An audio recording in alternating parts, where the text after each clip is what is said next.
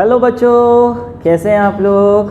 बच्चे आज हम स्टार्ट कर रहे हैं class 11 physics chapter 5 laws of motion का लेक्चर नंबर 3, जिसमें मैं आपको कराने वाला हूं numericals based on Newton second law of motion. Just इससे पहले आप करके आ रहे होंगे सेकंड लेक्चर अटेंड, जिसमें मैंने न्यूटन लॉज ऑफ मोशन बहुत ही डिटेल में आपको एक्सप्लेन किया था। उसी पे बेस्ड आज हम न्यूमेरिकल्स करने जा रहे हैं। अगर आपने पीछे वाला लेक्चर अटेंड नहीं किया है तो ऊपर दिए गए आई बटन पे क्लिक करके पीछे वाला लेक्चर अटेंड करिए। उसके बाद ये समझिए, बहुत अच्छे से समझ में आएगा। छोटा सा लेक्चर है, 4-6 न्यूमेरिकल्स हैं टोटल जो हम आज करेंगे। तो कॉपी और पेन निकाल के बैठ जाइए मेरे साथ में करने के लिए। तो स्टार्ट करते हैं। मैं हूं Vaibhav Agrawal and welcome to your प्यारा सा चैनल फिजिक्स ब्रो। बात आई सबसे पहला न्यूमेरिकल, कंसेप्चुअल है, बहुत ज़्यादा डिटेल मैथमेटिकल नहीं है। ध्यान से समझिए क्या है। बोल रहे हैं astronaut accidentally gets thrown out of his small space ship accelerating in interstellar space at constant rate इतना। ठीक है भैया, क्या बोल रहे हैं, एक स्पेस शिप थी, स्पेस शिप जो एक्सेलरेट कर रही थी कहीं इंटरस्टेलर स्पेस में बाहर, कितनी एक्सेलरेशन से एक्सेलरेट कर रही थी, 100 मीटर पर सेकेंड स्क्वायर से वो स्पेस शिप चल रही थी। ठीक है, अच्छा एस्ट्रोनॉट इसके अंदर भाई साहब एस्ट्रोनॉट थे, ये एस्ट्रोनॉट गलती से इससे बाहर आ गए, है ना, चलते चलते स्पेसशिप से बाहर गिर पड़े, थ्रोन आउट। ठीक है, gets thrown out of his.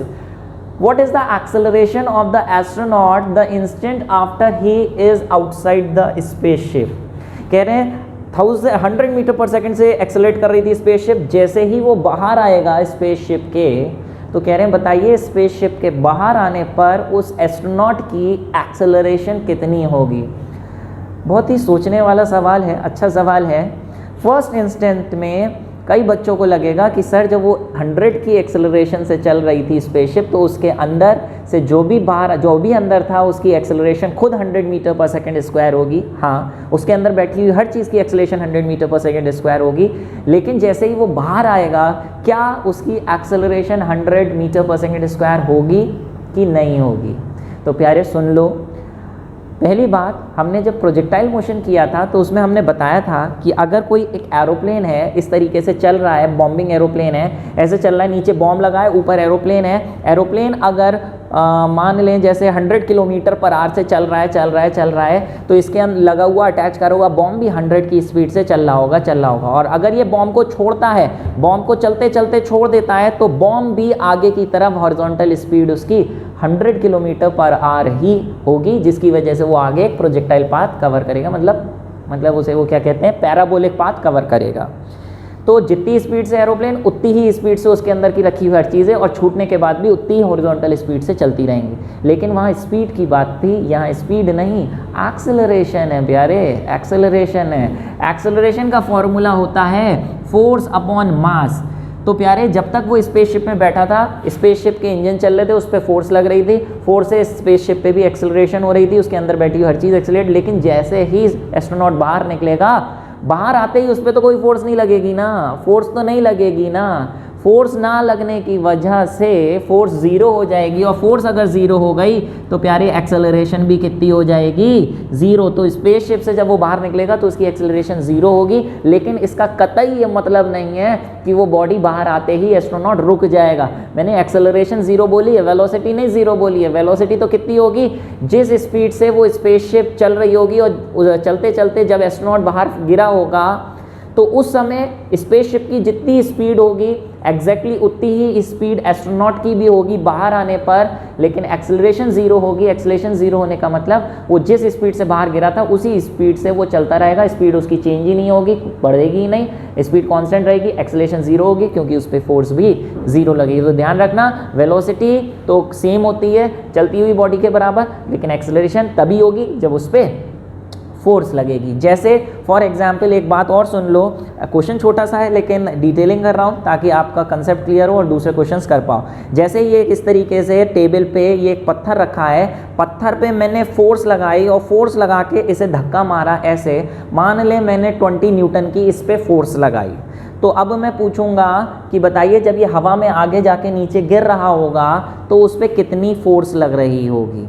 कितनी फोर्स लग रही होगी। तो प्यारे उस पर उस समय कितनी फोर्स लगेगी, हाथ से छूटने के बाद उस फोर्स निकालने का फॉर्मूला सिंपली ma होगा।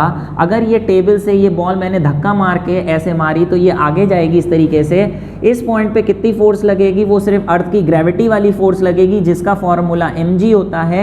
m अगर इसका मान लें m है, जितना भी मास होगा m की वैल्यू डालेंगे, g की वैल्यू डालेंगे 9.8 और उससे हम फोर्स निकाल लेंगे कितनी होगी। और इस पर जो भी फोर्स आएगी उस फोर्स का बिल्कुल भी कोई भी लेना देना नहीं होगा उस फोर्स से जो फोर्स से हमने इसे धक्का मारा था। जब हम इसको धक्का मार रहे थे, जब तक ये हमारे हाथ के टच में थी तब तक तो इस पे वो वाली फोर्स एक्ट कर रही होगी जो हमने लगाई है, लेकिन एक बार ये हाथ से छूट जाएगी फिर उस फोर्स का कोई भी लेना देना नहीं होता है बॉडी से। अगर वो एक बार लग के छूट जाए उसके बाद सिर्फ अर्थ की फोर्स लग रही होगी, इसका वेट इस पे लगेगा तो उससे निकालेंगे। तो बात समझे, स्पेसशिप के बाहर निकलने के बाद एस्ट्रोनॉट पे स्पेसशिप की कोई फोर्स नहीं लगेगी, बाहर निकलने फोर्स जीरो तो एक्सेलरेशन भी जीरो। ऐसे यहाँ पे जब तक फोर्स लग रही है तब तक इसकी एक्सेलरेशन होगी, लेकिन छूटने के बाद सिर्फ एक ही एक्सेलरेशन होगी नीचे की तरफ, वो है इसकी acceleration due to gravity, that is 9.8। ठीक है, तो नोट कर लीजिए जो भी बातें मैंने बताई।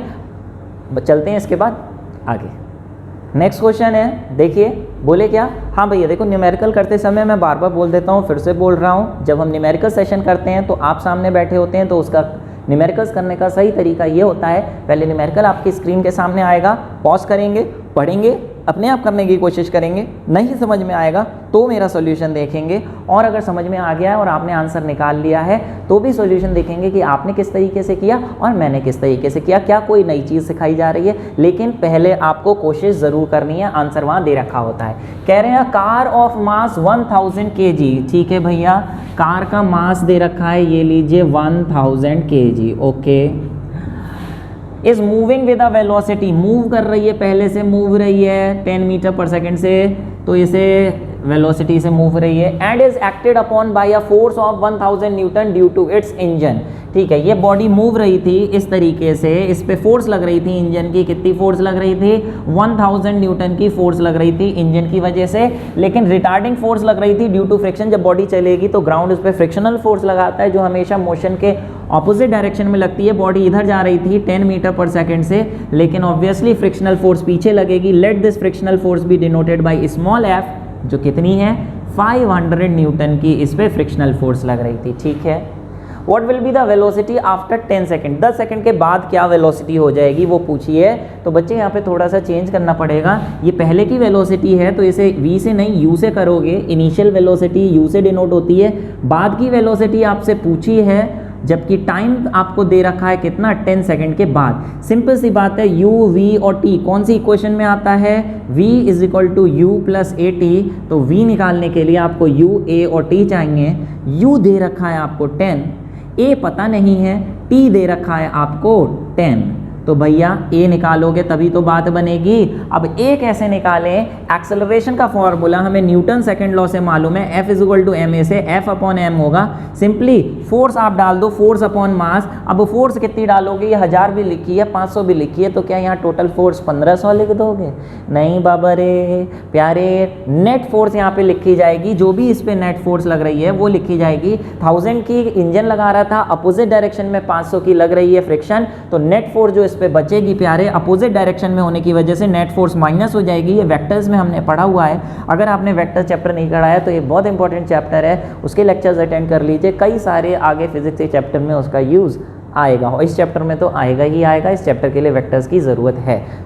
ठीक है, तो नीचे लिंक्स दे रखे हैं प्लेलिस्ट के, आप वहाँ पे जाके देख सकते हैं। फिलहाल 1000 माइनस 500 अपॉन मास दे रखा था आपको कितना 1000, ये लीजिए ऊपर हो गया आपका 500 अपॉन 1000, ये कट गया आपका हो गया 1/2, तो यहाँ पे डाल दीजिए आप 1/2, ये आपका 2 से ये कट गया 5, ये आपका आ गया 10 + 5 = 15 मीटर पर सेकेंड, ये आपकी फाइनल वेलोसिटी हो गई। तो प्यारे सिंपल से न्यूमेरिकल से हम स्टार्ट कर रहे हैं, हल्के हल्के इसका लेवल बढ़ाएंगे, आगे जैसे जैसे लेक्चर्स और बढ़ते जाएंगे तब आपको नए क्वेश्चंस मिलना शुरू होंगे। अभी बहुत ही बेसिक चीज़ों से, बेसिक क्वेश्चन से हम चल रहे हैं। ठीक है, चलिए करिए ये, देखिए, फिर बढ़ते हैं अगले क्वेश्चन पे। नेक्स्ट क्वेश्चन आ गया है आपकी स्क्रीन पे, देखिए खुद करने की कोशिश करिए फिर से। क्या बोल रहे हैं, कह रहे हैं a force of 72 dyne, force of 72 dyne ठीक है, क्या हुआ है इस फोर्स का, is incline to the horizontal at an angle of 60 degree. बेटा बहुत बेहतरीन क्वेश्चन है, मतलब बहुत इंपॉर्टेंट है आगे के न्यूमेरिकल्स करने के लिए, लेकिन इतने आसान सवाल एग्ज़ाम में डायरेक्ट तो नहीं पूछे जाते हैं, लेकिन कंपटीशन में छोटे छोटे सवाल भी आ जाते हैं कभी। लेकिन ये बहुत इंपॉर्टेंट है आगे के न्यूमेरिकल्स के कंसेप्ट्स क्लियर करने के लिए। Force of 72 dyne is inclined to the horizontal at an angle of 60 degree. Horizontal ये है, हॉरिजॉन्टल से 60 डिग्री एंगल पर एक फोर्स इंक्लाइंड है जो कि ये दे रखी है और ये एंगल है 60 डिग्री। ठीक है, find the acceleration in the mass of 9 grams. Mass दे रखा है आपको 9 ग्राम। अच्छा, अब यहाँ पे ऐसा यूनिट में कन्वर्ट करने की ज़रूरत नहीं है न्यूटन और केजी में, क्योंकि ये भी सीजीएस है वो भी सीजीएस है, तो जो भी आंसर आएगा वो सब सीजीएस में ही आ जाएगा। कह रहे हैं एक्सेलरेशन निकालो, बहुत ही सिंपल सा बात है बेटा। एक्सेलरेशन का फॉर्मूला होता है फोर्स अपॉन मास। फोर्स 72 दे रखी है, कह रहे हैं acceleration which body moves in horizontal direction with which, मतलब जब हम फोर्स तो ऐसे लगा रहे हैं लेकिन बॉडी मूव तो ऐसे करेगी ना, तो ये हॉरिजॉन्टल डायरेक्शन में इसकी एक्सेलरेशन कितनी होगी वो पूछा है। तो फॉर्मूला फोर्स अपॉन मास है। तो प्यारे, अगर ये जिस डायरेक्शन की एक्सेलरेशन वेक्टर क्वांटिटी है, तो जिस डायरेक्शन की एक्सेलरेशन निकालनी है फोर्स भी उसी डायरेक्शन की होनी चाहिए। तो आप यहाँ पे 72 डाइन नहीं डाल दोगे, 72 डाइन तो इधर लग रही है, आपको तो इधर वाली फोर्स चाहिए होगी। इस डायरेक्शन की अगर फोर्स चाहिए होगी तो क्या करोगे, सिंपल इसको रिजॉल्व कर दोगे। इसको अगर रिजॉल्व करोगे तो ये f है, इधर की तरफ कितनी हो जाएगी, f cos 60। फिर आ गई वेक्टर्स के रिजोल्यूशन की बात। वेक्टर्स इंपॉर्टेंट है बेटा, वेक्टर्स नहीं किए हो तो वेक्टर्स ज़रूर कर लो। तो ऊपर फोर्स में आप डालोगे कितनी, अगर एक्सेलरेशन की वैल्यू निकालनी है, मैग्नीट्यूड निकालना है, तो हम वेक्टर का साइन नहीं लगाएंगे। फोर्स होगी आपकी f cos थीटा और मास होगा आपका m। वैल्यू डाल दो, आंसर निकाल लो। 72 cos 60, cos 60 कितना होता है, कितना होता है 1/2 होता है। और मास कितना है, 9 है। 9 कितने जा, 9 8 जा 72, 2 a 4 आंसर आ गया। यूनिट वैसे मीटर पर सेकेंड स्क्वायर होती है, जबकि यहाँ हो जाएगी आपकी मीटर की जगह सेंटीमीटर पर सेकेंड स्क्वायर। बात समझ पा रहे हो कि नहीं समझ पा रहे हो। और प्यारे, अगर कहीं किसी क्वेश्चन में ऊपर वाली फोर्स चाहिए होती, तो जैसे ये f cos 60 होता है, ऐसी ऊपर वाली कितनी होती,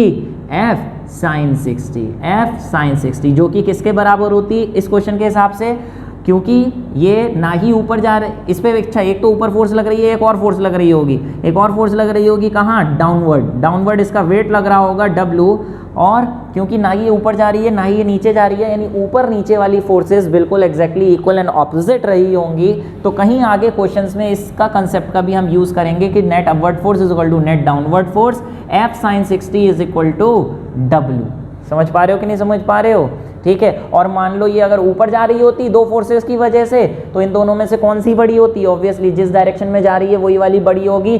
तब उस केस में नेट फोर्स निकालने के लिए आप माइनस करते हैं, net force is equal to F net is equal to f sin theta minus W, W की जगह mg डाल देते। और अगर एक्सेलरेशन निकालनी होती तो f नेट की जगह ma लिख देते, और f sin 60 माइनस W इधर आता, तो a इज इक्वल टू हो जाता f sin 60 minus W upon m। ये इस क्वेश्चन में नहीं करना है, मैं आपको कंसेप्ट बता रहा हूँ कि ऐसा हो तो ऐसा करना है, ऐसा हो तो ऐसा। तो यहाँ पे न्यूमेरिकल्स करने का हमारा सब मकसद ये नहीं है कि आंसर निकालना, आपको कंसेप्ट बताना कि क्या आए तो क्या करना है, ताकि आगे न्यूमेरिकल्स आप बुक से अपने आप कर पाएँ, ठीक है। ऐसे बहुत सारे क्वेश्चन अभी आगे आने वाले हैं। चलिए फिर यार इतना सा कर लीजिए, फिर देखिए अगला क्वेश्चन। ओके प्यारे, ये आ गया अगला क्वेश्चन। कुछ 2-4 क्वेश्चन, 5-6 क्वेश्चन जो मैं यहाँ करा रहा हूँ, उसके अलावा प्रैक्टिस के लिए कई क्वेश्चंस मैंने दिए हैं जो असाइनमेंट से आप सॉल्व करेंगे। कैसे असाइनमेंट डाउनलोड करेंगे वो हम आगे बताएंगे आपको, ठीक है। फिलहाल a block of metal weighing 2 kg is resting on a frictionless plane, ठीक है। कह रहे हैं एक ब्लॉक है वो फ्रिक्शनलेस प्लेन पे लाई कर रहा है। फ्रिक्शनलेस का मतलब कोई फ्रिक्शन नहीं है, यानी फ्रिक्शनल फोर्स की बात नहीं होनी है। जिसका मास दे रखा है आपको कितना, 2 kg, ठीक है। अच्छा, यहाँ वेइंग लिखा है, यानी वेट मत लिख देना, यूनिट से पहचानोगे। केजी जो है वो मास की यूनिट है, तो मास लिखोगे, W मत लिख देना कहीं। It is struck by a jet releasing water at a rate of 1 kg per second. इसके ऊपर एक धार पड़ रही है, किस चीज़ की, पानी की तेजी से धार पड़ रही है, और वो उसकी दे रखी है at a rate of 1 kg metre per second. ये 1 kg पर सेकेंड, ये क्या चीज़ हुई 1 kg पर सेकेंड, ये किसकी यूनिट है। तो प्यारे, ये कौन सी क्वांटिटी की वैल्यू दे रखी है, उसके लिए आप इसकी यूनिट देखिए, kg अपॉन सेकेंड।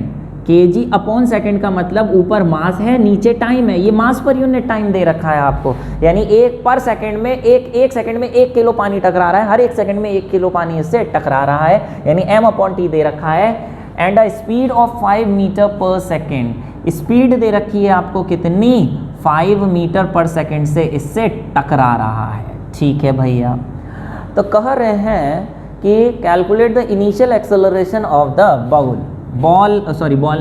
ब्लॉक की एक्सेलरेशन कितनी होगी। तो सिंपल सी बात है प्यारे, कैसे करेंगे, थोड़ा सा दिमाग लगाना पड़ेगा। यहाँ पर आपको ए निकालना है, तो पहले तो बात ए का फॉर्मूला, ऑब्वियसली अभी क्वेश्चंस करते आ रहे हैं, फॉर्मूला यही लगना है, ठीक है। लेकिन यहाँ पे एम का क्या करें और फोर्स का क्या करें।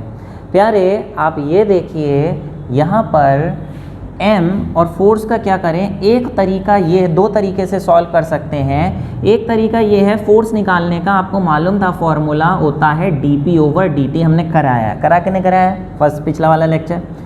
p का फॉर्मूला अगर हम डाल दें यहाँ पे mv, तो बताइए यहाँ क्या चीज़ कांस्टेंट है जो बाहर आ जाएगी, क्या चीज़ कांस्टेंट है जो बाहर आ जाएगी। ऑब्वियसली हर एक सेकंड में 1 किलो पानी उस पर पड़ रहा है, तो हमने जो यहाँ पर m/t लिखा है, m/t, ये m/t की जगह dm/dt भी तो लिख सकते हैं। dm/dt change in mass per unit time ऐसे भी लिख सकते हैं। वेलोसिटी कांस्टेंट है, कांस्टेंट वेलोसिटी से टकरा रहा है, तो v बाहर आ गया, और यहाँ पे dm/dt की जगह का लिख सकते हैं, v आपने लिख दिया 5, dm/dt लिख दिया 1, तो फोर्स आ गई आपकी 5, यूनिट होगी न्यूटन, ये यहाँ डाल दीजिए सिंपली, फोर्स आपकी हो गई 5, और मास दे रखा है आपको कितना, 2 kg मास दे रखा है आपको।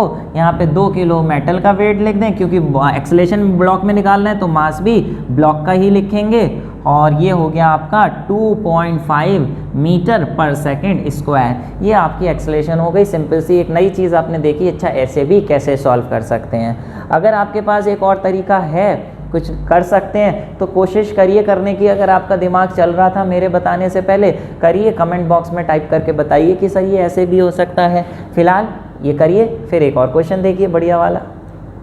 ओके प्यारे, ये आ गया अगला क्वेश्चन, और ये जो क्वेश्चन है न्यूटन सेकंड लॉ पे बेस तो है ही है, लेकिन फिर यहाँ पे बेटा कोई एक ऐसी चीज़ यूज़ होने वाली है जो पिछले चैप्टर्स में से अप्लाई होगी। देखते हैं क्या। इसलिए फिज़िक्स में कहा जाता है प्यारे, हर एक चैप्टर के बाद आगे बढ़ना चाहिए, पीछे के चैप्टर्स कंप्लीट करते जाओ तो आगे का अच्छे से समझ में आएगा। फिलहाल कह रहे हैं body of mass m along x axis moves along x axis. एक बॉडी है m मास की, वो x एक्सिस के अलॉन्ग मूव रही है, such that its position at any instant x is equal to, इसकी पोजीशन दे रखी है किसी भी इंस्टेंट पे, x is equal to 80⁴ bt cube plus ct। ठीक है, मास है m, ऐसा बोल रहे हैं। ABC are constants, what is the force acting on the particle at any instant. कह रहे हैं फोर्स कितनी एक्ट करेगी वो बताओ किसी इंस्टेंट पे। यहाँ पे क्योंकि वैल्यूज़ नहीं दे रखी हैं तो आपको वैल्यूज़ नहीं डालनी है, किसी A B C T M वगैरह के टर्म्स में ही फोर्स का एक्सप्रेशन बताना है कि क्या आएगा। अभी फोर्स का फॉर्मूला क्या होता है प्यारे, फोर्स का फॉर्मूला होता है आपका F is equal to M into A। तो M की जगह तो M लिखे ही देंगे, क्योंकि M दे रखा है M, लेकिन एक्सेलरेशन नहीं दे रखी है, तो एक्सेलरेशन कैसे निकालें। तो याद करिए motion in a straight line वाला चैप्टर जब हम पढ़े थे तो वहाँ डिफरेंशिएशन हमने बताई थी कि एक्सेलरेशन जो होती है प्यारे, वो change in velocity per unit time होती है, delta v upon delta t, change in velocity upon time, जिसको हम ऐसे भी लिख सकते हैं dv अपॉन dt। ये एक बहुत ही छोटी सी बात है, अगर बच्चों ने वो वाला चैप्टर पढ़ा है तो उन्हें कोई दिमाग लगाने की ज़रूरत नहीं पड़ेगी, हाँ सर ऐसा होता है बोलेंगे। ठीक है, तो यहाँ पे एक्सेलरेशन निकालने के लिए v चाहिए होगा। अब v कैसे आए, अब भैया डिस्प्लेसमेंट से v निकाल सकते हैं, कैसे, dx over dt, distance upon time, x को डिफरेंशिएट कर दें तो देखिए v आ जाएगा कैसे, यहाँ पे x का फॉर्मूला डाल दीजिए a⁴ minus bt plus ct। तो प्यारे इसका डिफरेंशिएशन करिए, जो मैं यहाँ पे डायरेक्ट करूँगा ये मानते हुए कि आपको डिफरेंशिएशन आता है। नहीं आता है तो हमारे चैनल पे हमने integration and differentiation in physics करके एक वीडियो बनाया है, जिसमें जितनी फिज़िक्स में ये दोनों टॉपिक्स यूज़ होने हैं उतना ही आपको समझाया है। वो पढ़ के आइए, समझिए, तो आगे की राह बहुत आसान हो जाएगी। फिलहाल ए कांस्टेंट है, ए बाहर आ जाएगा और टी की पावर का 4 का इंटीग्रेशन होगा, 4 बाहर आएगा और पावर खुद एक कम हो जाती है, जो भी पावर है वो बाहर और एक पावर कम। ठीक है, यहाँ पे टी की पावर 1 है तो 1 बाहर आया और खुद की पावर 1 कम। ठीक है, गड़बड़ कर दी, बी टी क्यूब था, बी टी क्यूब था तो यहाँ पे हो जाएगा 3 बाहर आएगा और टी की पावर हो जाएगी 2। यहाँ है आपका सी टी की पावर 1 है तो 1 बाहर आएगा 1c और टी की पावर 1 कम होके हो जाएगी 0। टी की पावर 0 का मतलब होता है anything raise to the power 0 होता है 1, तो हम यहाँ पे डायरेक्टली इसे 1 को हटाई देंगे और ये भी 1 हटाई दे रहे हैं। तो ये आपकी वेलोसिटी आ गई, इसको यहाँ डाल दीजिए, इससे एक्सेलरेशन आ जाएगी 4at³ - 3bt + c। ठीक है, जो भी पावर है वो बाहर आएगी, 3 बाहर आएगा तो ये हो जाएगा 12a और टी की पावर खुद कम हो जाएगी, कितना हो गया t²। ऐसे ही यहाँ पे टी की पावर 1 है तो 1 बाहर आएगी, हो गया -3b और फिर 1 कम हो जाएगी तो टी की पावर 0 हो जाएगा और टी की पावर 0 होता है 1, उसे कर दिया गायब। और c इसके साथ t लगा ही नहीं है तो इसका डिफरेंशिएशन, कांस्टेंट का डिफरेंशिएशन इज ऑलवेज 0। तो ये आपकी एक्सेलरेशन आ गई, इसको सिंपली यहाँ डाल दीजिए 12at² - 3b। यहाँ पे आप 3 कॉमन ले सकते हैं तो यहाँ हो गया आपका 4at² - b।